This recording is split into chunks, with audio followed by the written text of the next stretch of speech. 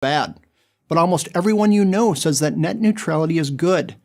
Doesn't neutral mean that no one is picking winners and losers? That everyone is equal?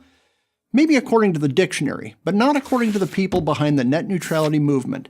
For them, neutral means the government regulates the internet like a public utility, and that means bureaucrats making key decisions about how the internet is run. And that's exactly what happened in 2015.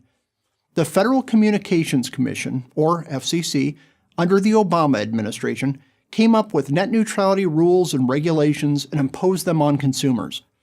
No open hearings, they just did it. Here's what they said. Internet service providers, or ISPs, AT&T, Verizon, and other companies that lay the cable that goes to your house, are basically monopolies, like your typical utility company. To prevent abuse of this position, net neutrality rules prohibited them from charging websites different prices no matter how much or how little bandwidth they use. But this is exactly the opposite of what utilities are allowed to do. Electricity providers, for instance, are allowed to create pricing tiers.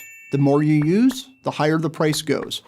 If you use significantly more power than your neighbor, you pay more for the privilege.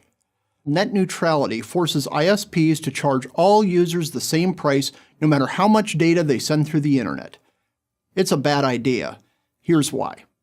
The internet consists of a physical infrastructure of cable and phone lines that carry the data. We call it bandwidth. But of course, there's a limit to how much data it can carry. In 2014, just two companies, Netflix and Google, which owns YouTube, consume more than 52% of the total bandwidth of the entire internet. All those data-heavy movies and videos clog up the pipe. To combat this massive resource drain, the ISPs floated the idea of creating fast lanes, bandwidth that would be dedicated to the big users in exchange for higher usage rates. You use more, you pay more. Believe me, I'm no fan of ISPs, but shouldn't they be allowed to charge companies more if they use more bandwidth? Furthermore, if companies like Google and Netflix have to pay higher prices for more bandwidth, they'll be motivated to find new ways to push more data through the pipe. And creative startups would no doubt see a great business opportunity to do the same thing. End result, more efficient, faster internet. Consumers win. The big bandwidth users didn't see it this way. Instead, they lobbied for the new rules to prevent the ISPs from charging them differently than anyone else. Naturally, they want to pay as little as they can for bandwidth, so they mounted a big PR campaign to convince the public to back the new regulations. And it worked. How could it fail with a name like net neutrality?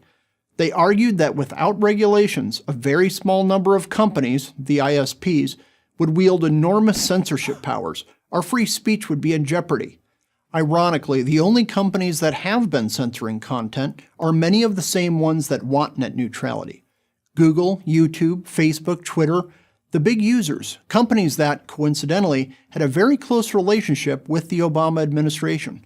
YouTube's parent Google had more than 427 meetings at the Obama White House during his presidency, a rate of more than one per week. All those visits apparently paid off. Following decades of exploding internet growth, the government suddenly interjected itself with a bunch of new rules to stop a non-existent threat.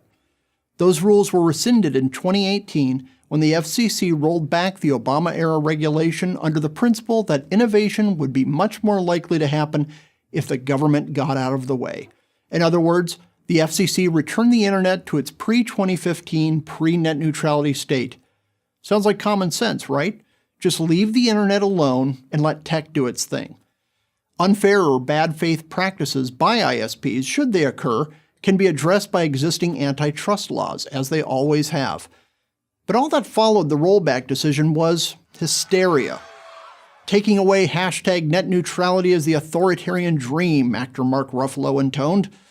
Authoritarianism used to be when the government forced its will on the people. Now, according to Hollywood activists, it's when it doesn't. Or let's put it another way.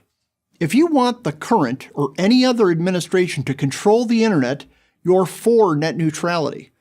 If you want the internet to remain free of government meddling, you're against it. I'm Jon Gabriel of Ricochet.com for Prager University. Thank you for watching this video. To help keep PragerU videos free, please